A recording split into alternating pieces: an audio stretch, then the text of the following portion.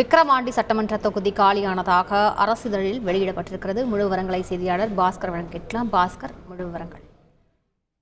விக்கிரவாண்டி தொகுதி காலியாக இருக்கிறதாக இந்திய தேர்தல் ஆணையத்துக்கு தெரிவிக்கப்பட்டிருக்கிறது. விக்கிரவாண்டி தொகுதி சட்டமன்ற உறுப்பினர் மறைவின் காரணமாக அந்த தொகுதி உள்ளதாக சட்டப்பேரவை செயலம் நேற்று தெரிவித்திருந்தது. இதைத் தொடர்ந்து விக்கிரவாண்டி தொகுதி காலியாக உள்ளதாக தேர்தல் ஆணையத்துக்கும் தெரியப்படுத்தியிருக்கிறது. இதன் காரணமாக ஒரு தொகுதி காலியானால் 6 மாத காலத்துக்குள் இடைத்தேர்தல் நடத்தப்பட வேண்டும். மக்களவைத் தேர்தல் என்பது வருகிற 19ஆம் தேதி தமிழகத்தில் நடைபெற உள்ளதன் காரணமாக 7 கட்டங்களாக இந்தியா முழுவதும் நடைபெறுவதன் காரணமாக விக்கிரவாண்டி தொகுதிக்கு இடைத்தேர்தல் என்பது 7 கட்டமாக நடைபெறக்கூடிய அந்த நாளில் 7வது கட்டமாக நடைபெறக்கூடிய இறுதி நாளில் தேர்தல் நடைபெறுவதற்குண்டான வாய்ப்புகள் இருக்கிறது.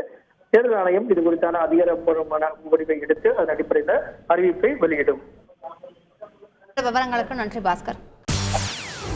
செய்திகளை உடனுக்குடன் தெரிந்து கொள்ள உடனே சப்ஸ்கிரைப் பண்ணுங்க.